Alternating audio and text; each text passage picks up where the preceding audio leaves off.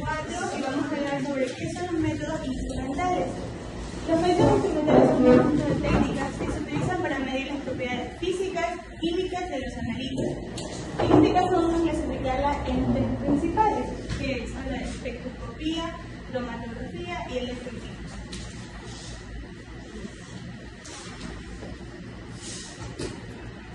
¿Qué es la espectroscopía? La espectroscopía estudia la interacción de la radiación electromagnética con la materia. Es decir, se encarga de estudiar las interacciones de la luz a diferentes distancias sin necesidad de llegar a ellos, como es el caso de los astrónomos.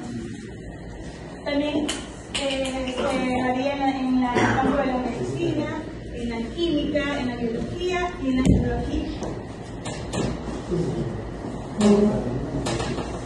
Esto de aquí es un espectroscopio usado a nivel de laboratorio, pero como en este caso nosotros hemos creado aquí un espectroscopio casero, que más adelante les voy a enseñar cómo se usa, pero emite casi lo mismo que hacen los espectroscopios de laboratorio. La espectroscopía, como les dije anteriormente, es la que se encarga de hacer el estudio de los diferentes cuerpos y radiaciones de su luz.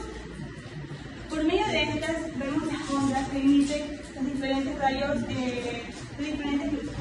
Por ejemplo, podemos medir el sol y la temperatura sin necesidad de llegar a ella. Como vemos aquí, sabemos la temperatura de la emisión del sol. También por medio de estas podemos ver diferentes ondas de diferentes aplicaciones en la naturaleza. A base de esto podemos subdividir estos fenómenos a partir de una subdivisión de métodos, como es, por ejemplo,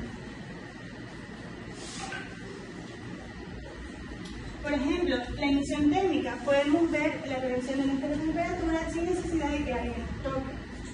También podemos ver la absorción óptica, que es en el caso de muchos animalitos que están dentro del mar y pueden emitir luz de su propio cuerpo. La espectroscopía de reflexión. Podemos saber los colores de los objetos por medio de este aparato. En este caso vamos a hablar de la fluorescencia. ¿Qué es la fluorescencia? La fluorescencia es cuando se determina por medio de objetos, cuando absorben luz, pero en el momento en que deja de emitir luz, también el objeto deja de irradiar luz. Por ejemplo, si encontramos un objeto, supongamos que este objeto está en estado basal, en un estado neutro.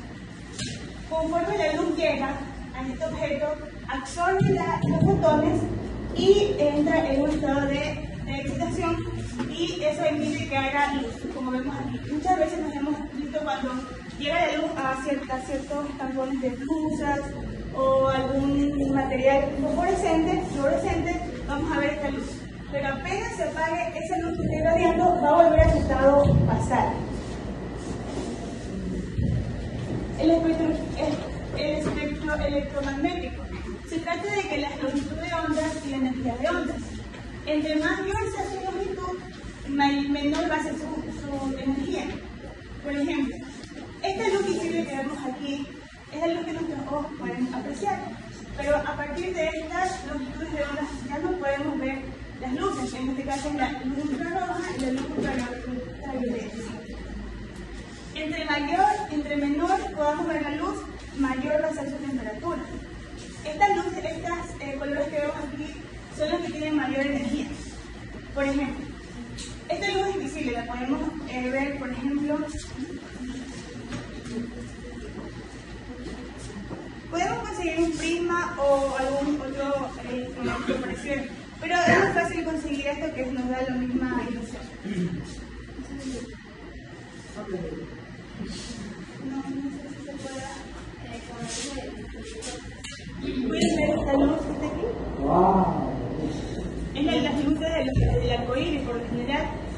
Este disco, no sé si alcanzan a ver las líneas que emiten, cada línea que está emitiendo alrededor es un código de la cual la película está grabada o de información que tiene el cerebro. Todas esas líneas que están ahí son números de información. Cuando hablamos de que esta luz tiene mayor energía, nos preguntamos ¿Por qué entonces con la luz no podemos cocinar? Con esta luz no podemos cocinar. ¿Y por qué con la luz del microondas sí podemos cocinar? Quiere decir, como les decía anteriormente, que la luz, entre más energía, menos temperatura tiene.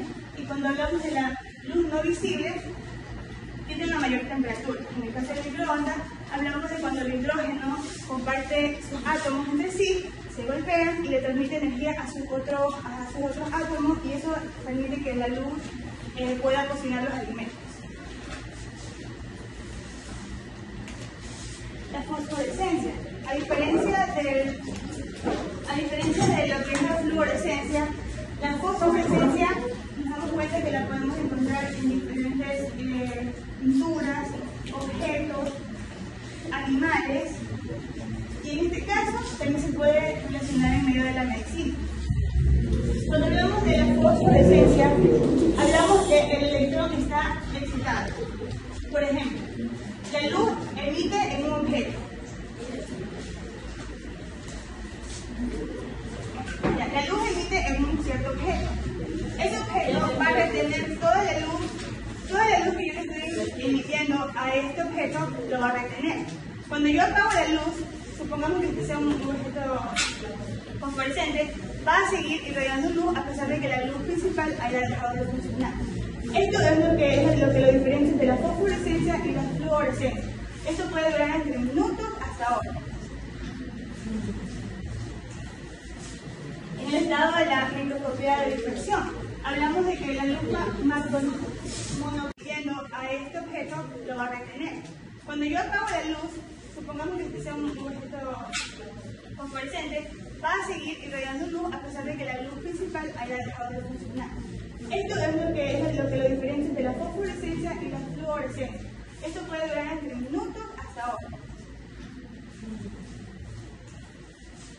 En el estado de la microscopía de dispersión, hablamos de que la luz monocromática usa una misma frecuencia, es decir, que una sola luz radia, una sola luz. Cuando hablamos de luz policromática, se refiere a que dos luces viajan en el espacio al mismo tiempo, pero cuando llega a su lugar, en este caso un prisma, puede separarse, que es lo que yo les explicaba al momento de emitir el color entre el disco. Se dispersan, pueden diferenciar los colores tranquilamente, saben que hay verde, son los colores del arcoíris.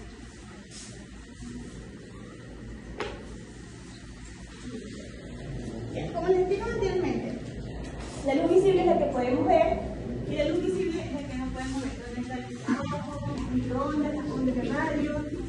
Lo mismo pasa acá en las ultravioletas, los rayos X, los rayos gamma, entre otros. Alta frecuencia y baja frecuencia, pero altas temperaturas a nivel de energía. La resonancia magnética también es un aspecto de la espectroscopía.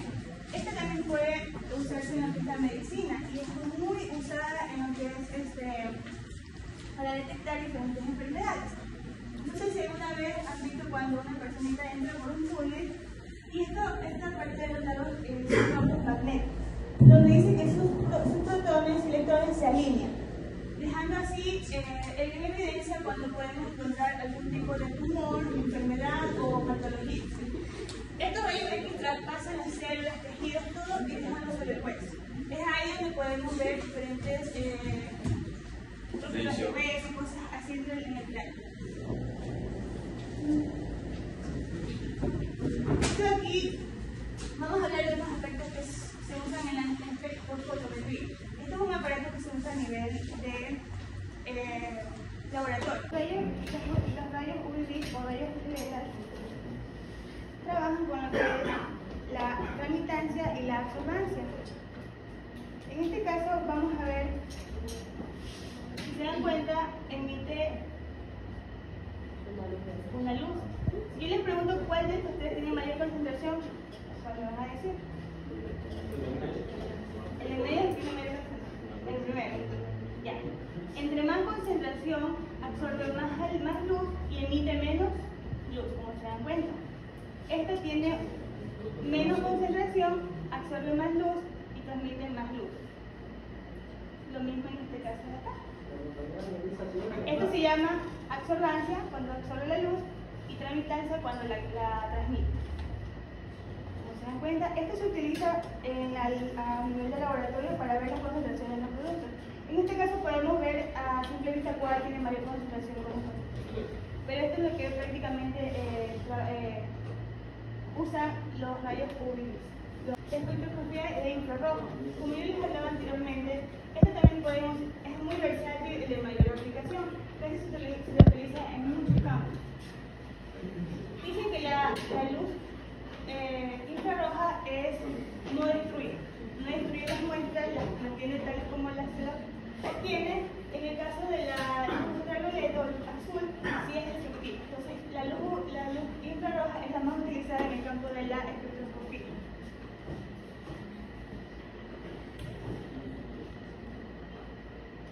El efecto Raman. El efecto Raman es una pequeña parte de luz que se dispersa en todas las direcciones. Casi toda la luz se dispersa y tiene el mismo color que la luz que incide. Pero las vibraciones de las moléculas y material pueden ser, en este caso, una parte muy pequeña de la luz. Cambio de color.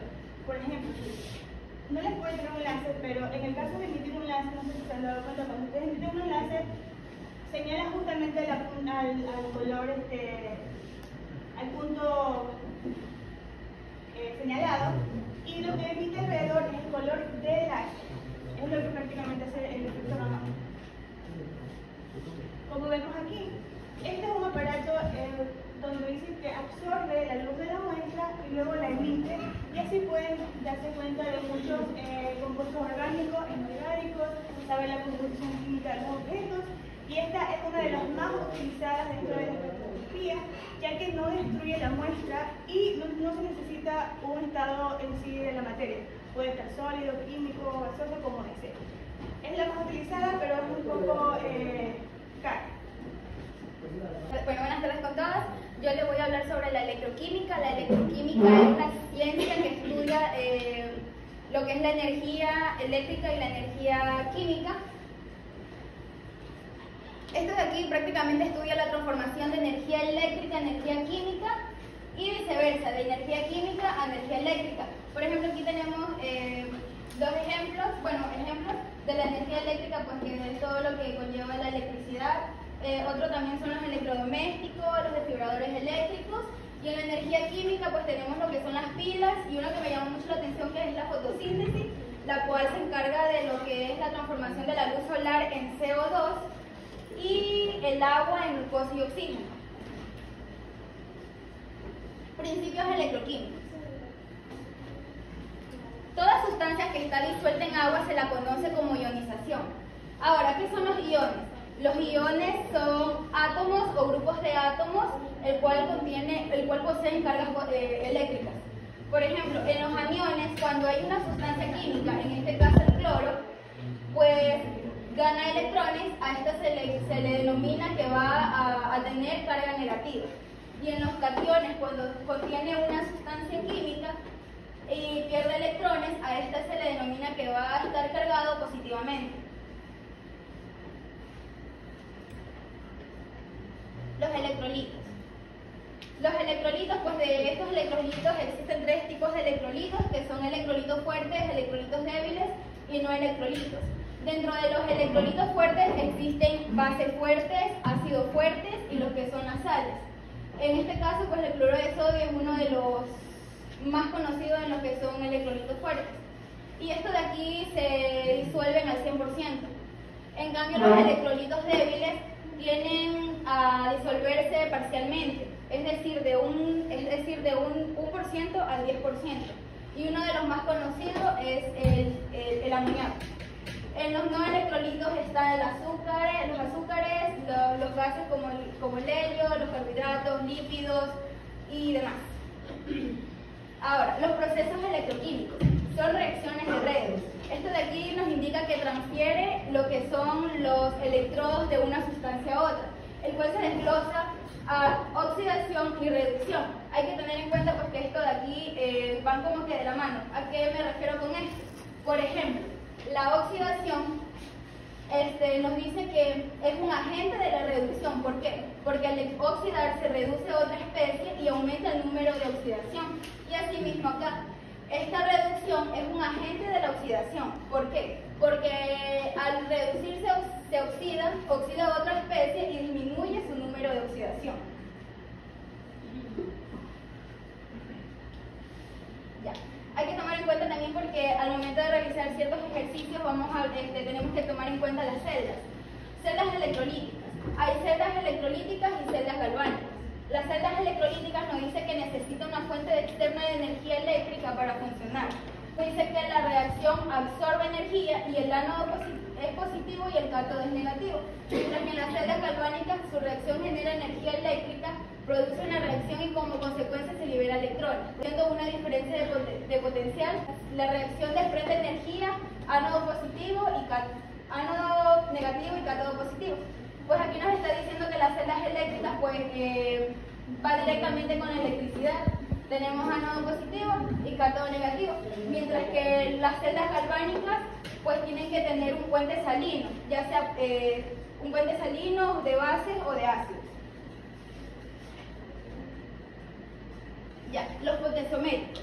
Cabe recalcar que estos de aquí son métodos electroquímicos y que la potenciométricos o potenciometrías son técnicas.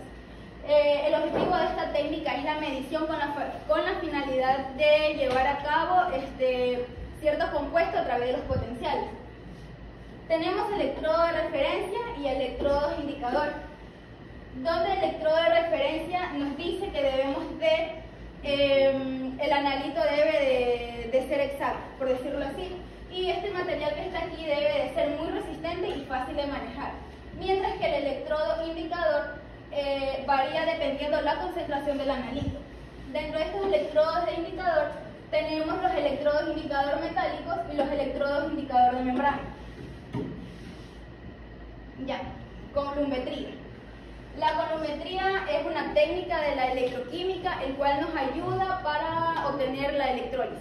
Aquí tenemos estos que son aquí, que son nuestros electrodos, el cual se va a diluir una sustancia que esta aquí es agua destilada y lo vamos a manejar con una batería de 4.5 voltios o una de 9.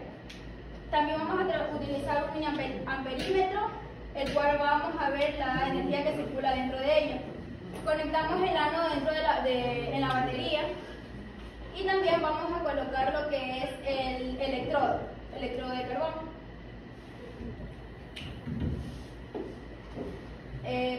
También vamos a colocar acá lo que es el ánodo y lo introducimos con lo que es el borne. Nuevamente colocamos el borne con el cable del ánodo. Nuevamente cogemos lo que es el electrodo y estas que están aquí las vamos a introducir en el agua para ver el circuito.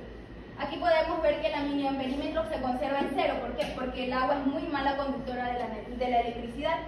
Y para llevar a cabo esto, pues vamos a utilizar sales, bases o ácidos. En este caso, pues se va a trabajar, esto de aquí se le conoce como electrólisis. En este caso se va a trabajar con el cloruro de sodio, se coge una pequeña cantidad, se le tira lo que es agua destilada, se disuelve y vamos a colocar nuestra sustancia salina en nuestro experimento. Y vemos que el miliamperímetro empieza a moverse porque este de aquí sí tiene bastante conductividad, ya que la sal genera electricidad. Podemos ver aquí que también se puede hacer este mismo experimento desconectándolo del miliamperímetro directamente.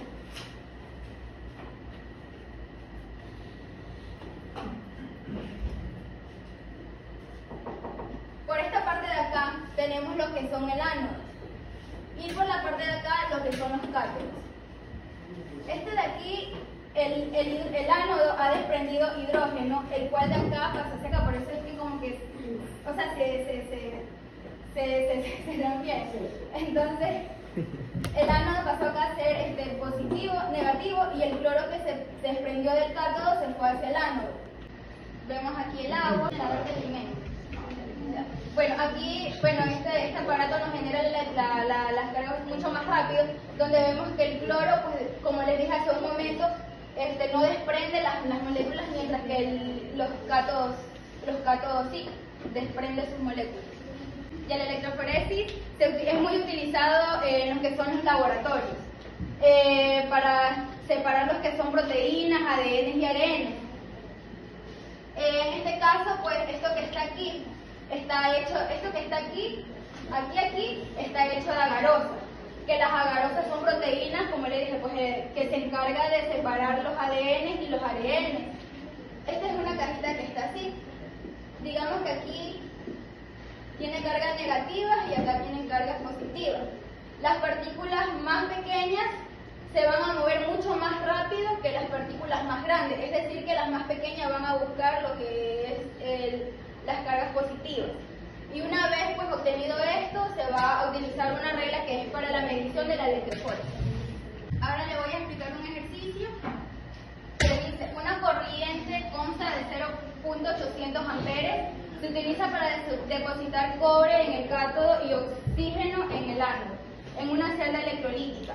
Calcula el número de gramos de cada producto formado en 15.2 minutos, suponiendo que no ocurre otra reacción redox. Vamos a hacer las semireacciones. Nos dice que tenemos que tener el cobre y el oxígeno.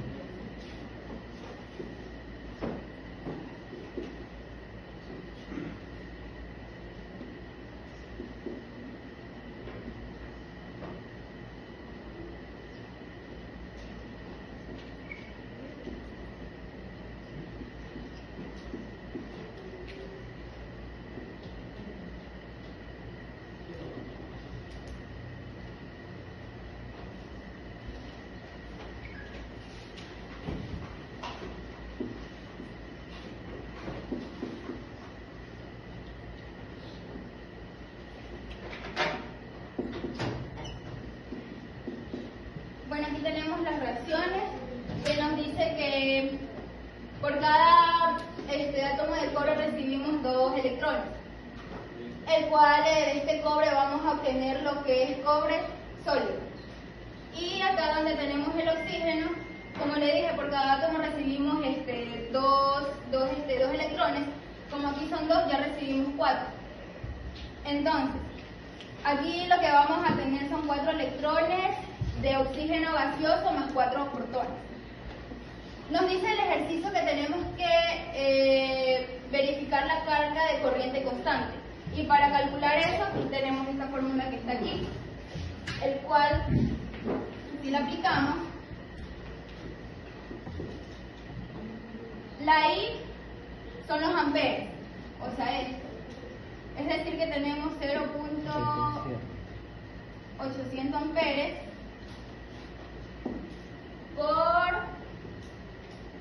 por el tiempo, 15.2 minutos.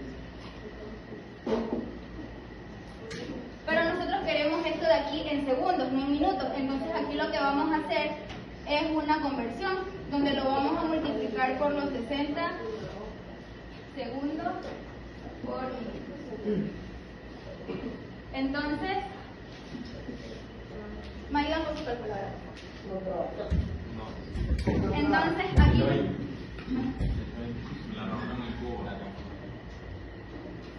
no hay que multiplicar todo.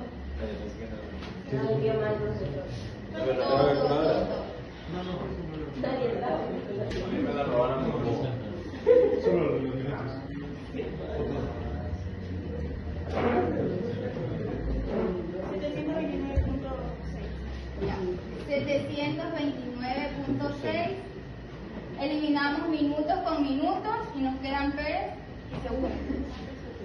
Peres por segundo.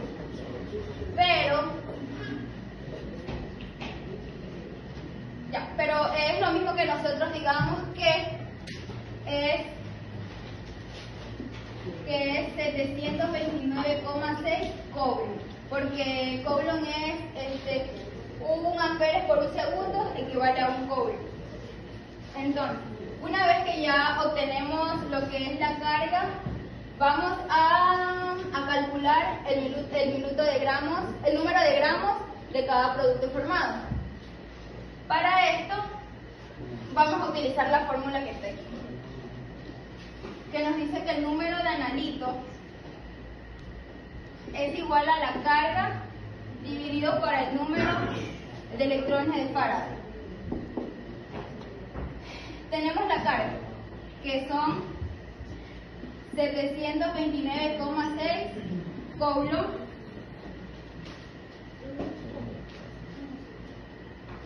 número de analitos del cobre.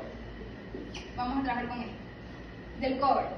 Entonces, nos dice que el número de analitos vamos a utilizar, vamos a decir que 2 moles de electrones son divididos para mol de cobre por el Faraday. Y Faraday equivale a 96,485 coulombs.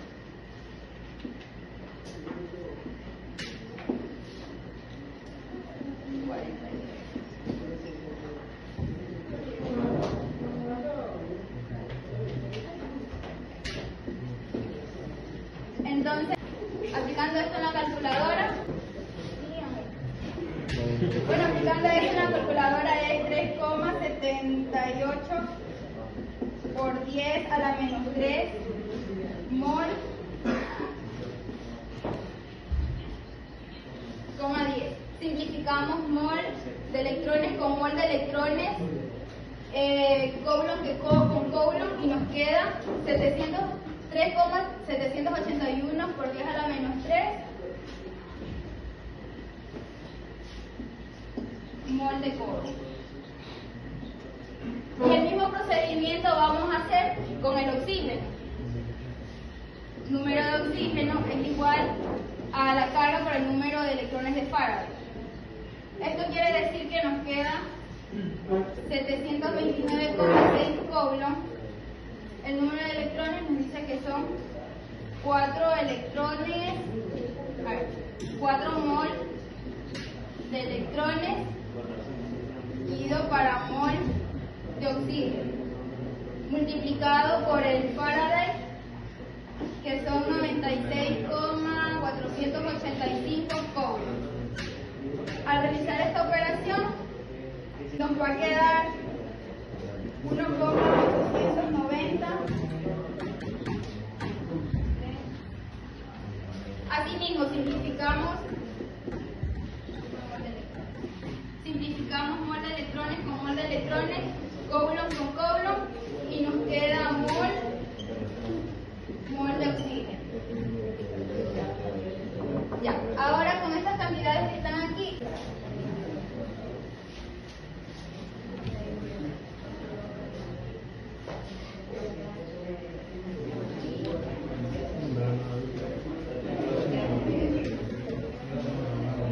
ahora vamos a sacar lo que son los gramos, porque nuestro ejercicio nos dice que tenemos que calcular el número de gramos. Y para calcular el número de gramos, pues tenemos la fórmula que dice gramos igual al número de analito, que es lo que hemos sacado ya.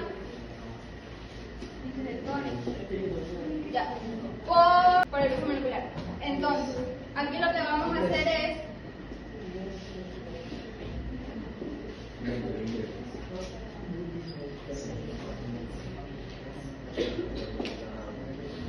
es igual a vamos a sacar el cobre.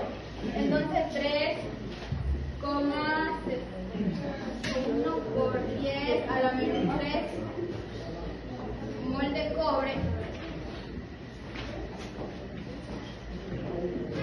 por mol. ¿Cuánto equivale el cobre? Me quedo 63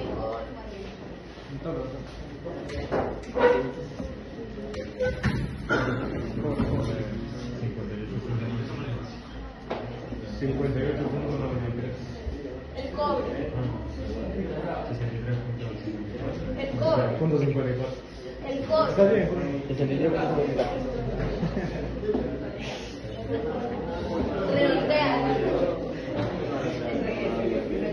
Ya. Entonces, aquí realizando esta operación. Esto es 0,4. 0 gramos de cobre.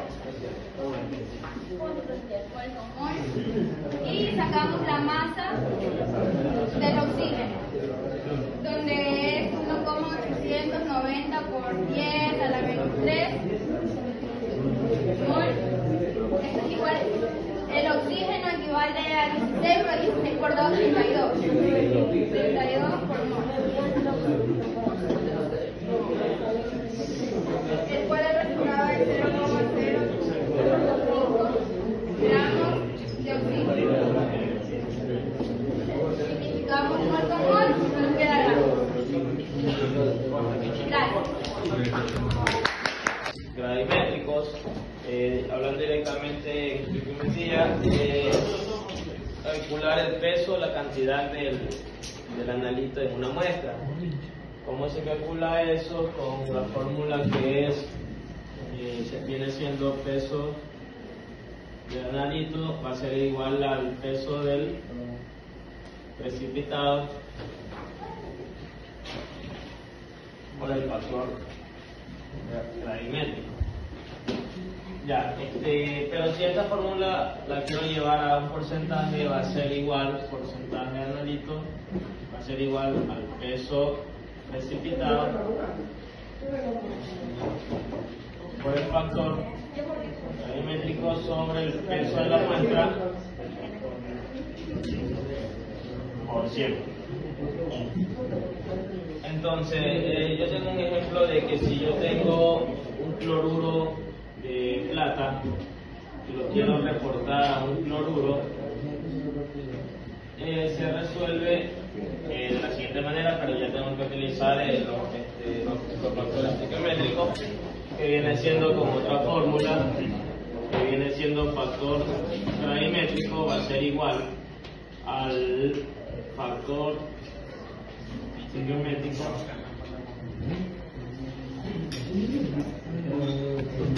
por la masa molar del buscado sobre la masa molar del precipitado. Ya. Entonces, aquí tengo este ejemplo que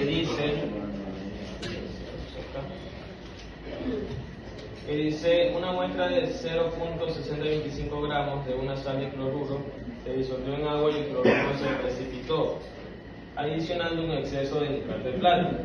El precipitado del cloruro de plata se filtró, se lavó, se secó y eso obtuvo un 0,7131 gramos de cloruro de plata. El ejercicio pide calcular el porcentaje de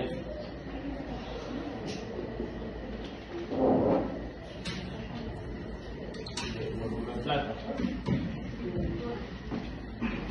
Ya, entonces esto se resuelve primero obteniendo el factor gravimétrico, que viene siendo, ya reemplazamos, que el factor gravimétrico va a ser, para obtener esto, se dice que una molécula de cloruro de plata va a ser un cloruro, entonces sería un mol de cloruro sobre un mol de cloruro de plata.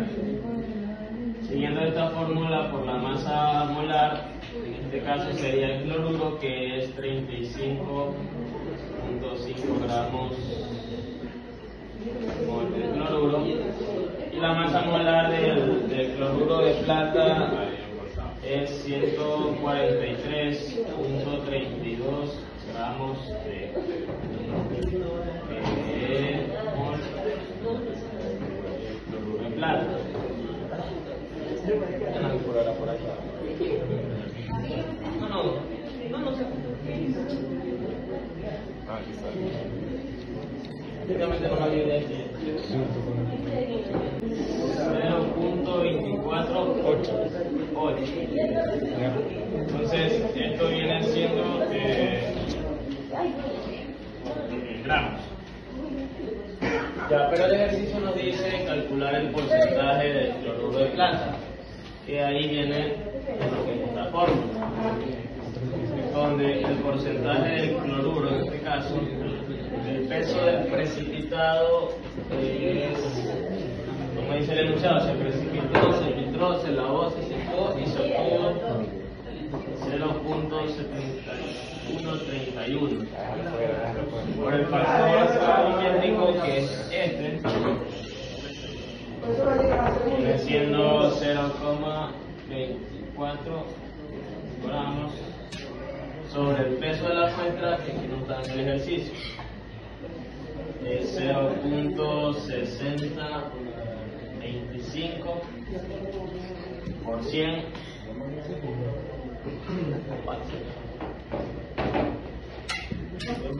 Es 7131. 0.7131.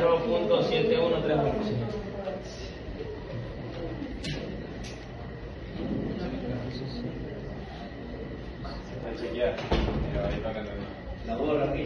29.36.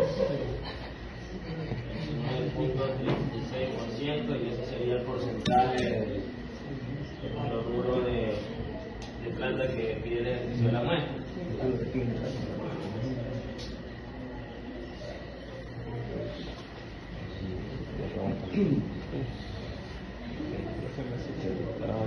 Hablando un poco de la electroquímica que habló mi compañera, voy a hablar sobre la ley de Ohm. La ley de Ohm, su autor, que es Georg Simon Ohm, es un científico alemán, físico, matemático, que es muy conocido por sus aplicaciones a las corrientes eléctricas. Su teoría dice que un conducto eléctrico a temperatura constante genera una cantidad de energía que proporciona una tensión a través de otro conducto. La ley de Ohm trabaja con unidades que son tres, que es voltaje, corriente y resistencia. El voltaje va a trabajar con, obviamente, el voltaje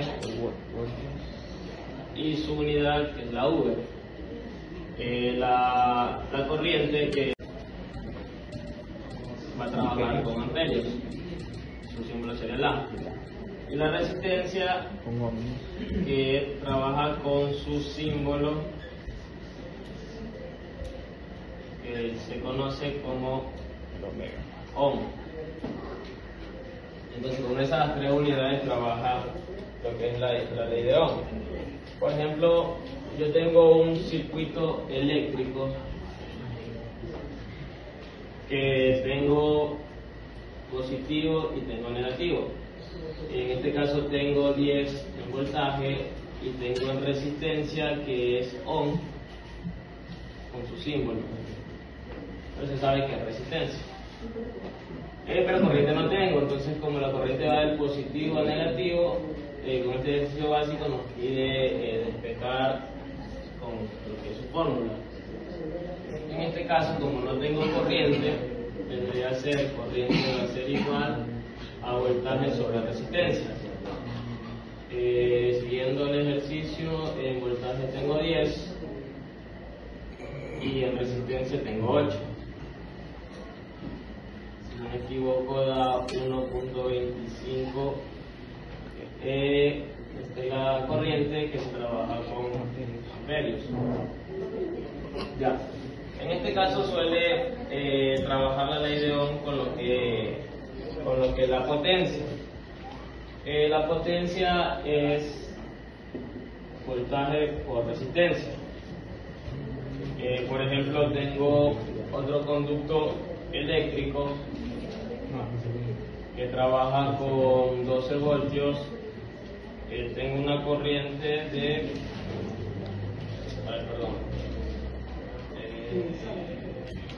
tengo una corriente de 0.5, pero no tengo una resistencia. Entonces, ¿cómo se trabaja al igual que la ley, es despejar normal? Por ejemplo, en este caso me pide resistencia y va a ser resistencia, va a ser igual a voltaje sobre corriente. Que va a ser, tengo un voltaje de 12 y tengo una corriente de 0.5. ¿Te da? ¿Qué tiempo te da? 24. 24. En este caso sería. Y así. Hablar sobre la cromatografía. La cromatografía es una técnica de separación de mezclas que se caracteriza por dos fases, la fase estacionaria y la fase móvil.